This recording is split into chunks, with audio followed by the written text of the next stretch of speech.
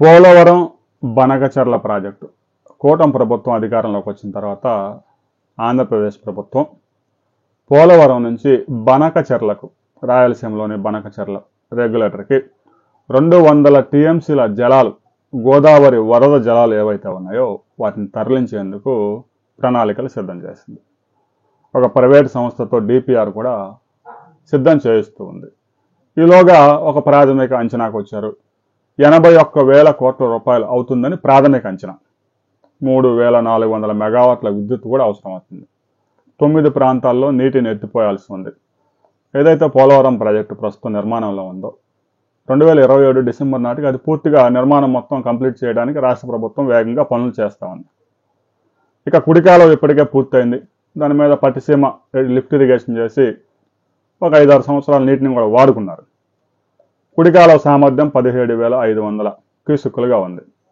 దీన్ని 38,000 క్యూసెక్కులకి పెంచి కాలువను వెడల్పు చేయడం, లేదంటే ఆల్టర్నేటివ్గా మరొక కాలువను తీసుకువెళ్ళడం ద్వారా పోలవరం ప్రాజెక్టు నుంచి గోదావరి వరద జలాలని 38,000 క్యూసెక్కుల ఫ్లడ్ ప్రకాశం బ్యారేజీకి బ్యాక్లో ఉన్నటువంటి వైకుంఠపురం వద్ద ఒక రిజర్వాయర్ నిర్మించి 14 టీఎంసీల కెపాసిటీతో అక్కడ గోదావరి జలాలని కలపనున్నారు.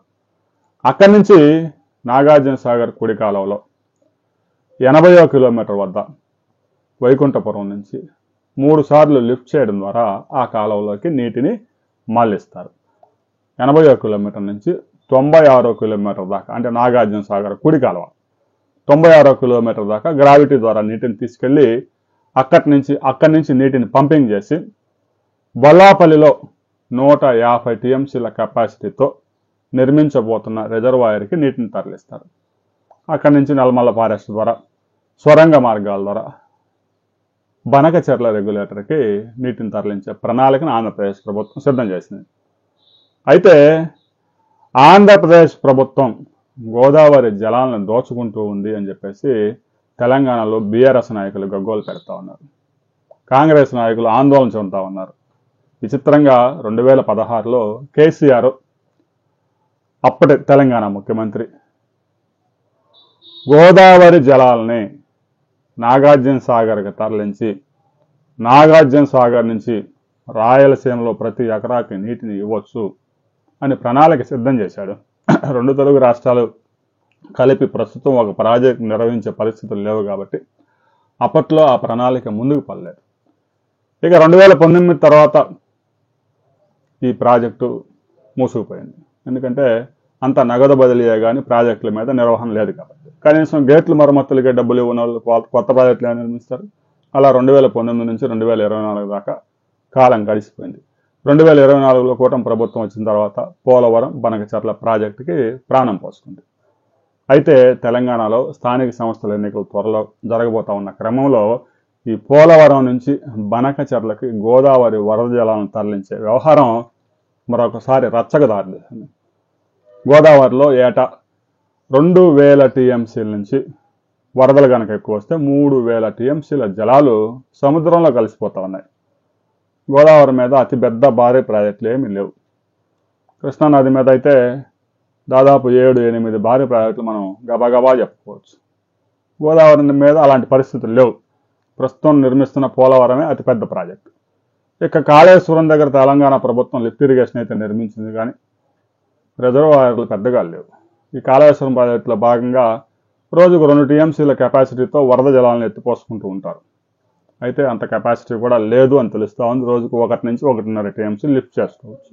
ఆ గోదావరి నదిలో వరద ఉండేది ఒక 100 నుంచి 120 రోజులే కాబట్టి ఒక 100 నుంచి 150 టీఎంసీలు తెలంగాణ ప్రభుత్వం వాడుకుంటా ఉంది.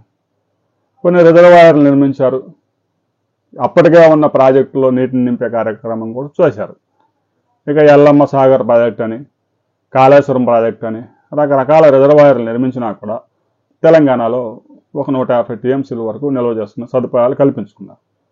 గోదావరిలో జలాలు దిగువ ప్రాంతానికి వచ్చేసరికి, ఆంధ్రప్రదేశ్లోకి వచ్చేసరికి ఒకసారిగా పెరిగిపోతూ ఉన్నాయి. దండకారణ్యంలో కురిసిన వర్షాలు, శబరి ఉపనదుల ద్వారా ఛత్తీస్గఢ్లో పడిన వర్షాలతో ఆంధ్రప్రదేశ్లో పెద్ద ఎత్తున ఫ్లడ్ వస్తుంది. పోలవరం, రాజమండ్రి ప్రాంతాలకు వచ్చేసరికి గోదావరి ఫ్లడ్ 40 నుంచి 50 లక్షల క్యూసెక్కులకు కూడా చేరుతా ఉంది ఒక్కసారి. దీంతో 2000 నుంచి 3000 టీఎంసీల వరద జలాలు సముద్రంలో కలిసిపోతా ఉన్నాయి. అంత నీరు వృధా అవుతున్నా ఆంధ్రప్రదేశ్ ప్రభుత్వం 200 టీఎంసీలు వాడుకుంటే, అంటే 2000 టీఎంసీల్లో 200 టీఎంసీలు అంటే 10% వరద జలాలు మాత్రమే వాడుకోవడానికి ప్రణాళికలు సిద్ధం చేయగానే తెలంగాణలో రాజకీయాలు ఒక్కసారిగా వేడెక్కాయి. సముద్రంలో కలిసిపోయినా పర్వాలేదు కానీ ఈ 200 టీఎంసీలు వాడుకుంటే తెలంగాణ ఎడారి అయిపోద్ది అంటాడు ఒకడు, బీఆర్ఎస్ వాడు. విచిత్రం, ఎందుకంటే ప్రపోజల్ చేసిందే బీఆర్ఎస్. పోలవరం నుంచి గోదావరి జలాలని నాగార్జున సాగర్ నుంచి తెలంగాణలోని నల్గొండ, ఆంధ్రప్రదేశ్లోని రాయలసీమ 1 కోటి ఎకరాలకి సాగునీరు పారిస్తా అన్నాడు కేసీఆర్. మరి ఇప్పుడు ఆ నాయకులే యూటర్న్ తీసుకొని పోలవరం నుంచి బనకచెర్లకు 200 టీఎంసీలు తరలిస్తే తెలంగాణ ఎడారిగా మారిపోద్ది, మేము చూస్తూ ఊరుకోము అని హెచ్చరికలు జారీ చేస్తూ ఉన్నారు.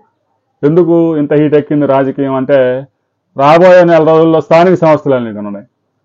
సర్పంచులు, మున్సిపాలిటీలు, కార్పొరేషన్ చైర్మన్లు ఎన్నికలు ఉన్నాయి కదా. ఆ ఎన్నికల్లో లబ్ధి కోసం పార్టీలన్నీ డ్రామాలు వేయడం మొదలుపెట్టినాయి.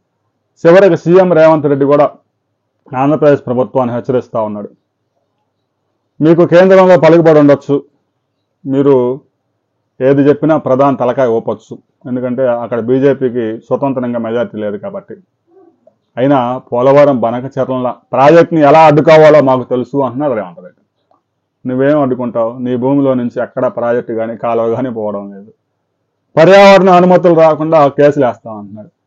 పర్యావరణ అనుమతులు తీసుకొని ప్రాజెక్టులు మొదలు పెడితే ఈ దేశంలో ఒక్క ప్రాజెక్టు కూడా గట్టెక్కదు. కేసీఆర్ కాళేశ్వరం ప్రాజెక్టు మొదలుపెట్టినప్పుడు ఒక్క పర్యావరణ అనుమతి కూడా లేదు అనే విషయాన్ని రేవంత్ రెడ్డి గ్రహించాడు. 2000 టీఎంసీలు సముద్రంలో కలిసిపోయినా పర్వాలేదు, మీకు నొప్పి లేదు. 200 టీఎంసీలు పోలవరం నుంచి బనకచెర్లకు తరలిస్తాము అంటేనే వెంటనే రాజకీయాలు చేయడం ప్రారంభించారు. గోదావరి జలాల్ని పూర్తిగా వాడుకోవటం ఏ రాష్ట్రానికి సాధ్యం కాదు. గోదావరి జలాల్లో 20% వాడుకోవడమే అతి కష్టం. వచ్చే వరద కూడా 100 నుంచి 120 రోజుల పాటే అందుబాటులో ఉంటుంది. గోదావరి నది మీద ప్రాజెక్టులు నిర్మించాలంటే అంత సాధారణమైన విషయం కాదు. పోలవరం ప్రాజెక్టు 60 సంవత్సరాలుగా అడుగులు వేస్తూ 2005లో జలయజ్ఞంలో భాగంగా వైఎస్ రాజశేఖర రెడ్డి ప్రాజెక్టును వదిలేసి కాలువల్లో వేశారు. ఇక రాష్ట్ర విభజన తర్వాత ఆంధ్రప్రదేశ్ ప్రభుత్వం ఆ కుడి కాలువలో మిగిలిపోయిన 34 కిలోమీటర్లు పూర్తి చేసి పట్టిసీమ లిఫ్ట్ ఇరిగేషన్ ద్వారా కృష్ణా డెల్టాని సస్యశ్యామలం చేసింది. పోలవరం ప్రాజెక్టు పనులు కూడా 73% దాకా పూర్తయ్యాయి. 2019 నుంచి 2024 దాకా పోలవరం ప్రాజెక్టులు మొత్తాన్ని పనుకోబెట్టారు. ఆ డీవాల్ వరదకు కొట్టుకుపోయేదాకా కొత్త కాంట్రాక్టర్కి పనులు అప్పగించలేదు. అది శుభ్రంగా డ్యామేజ్ అయింది.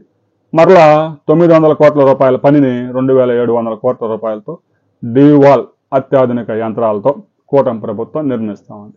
అది మరో సంవత్సరం పాటు నిర్మించే అవకాశం ఉంది. ఆ తర్వాత ఏదైతే ముంపు గ్రామాలు ఉన్నాయో వారందరికీ పునరావాసం కల్పించాల్సి ఉంది.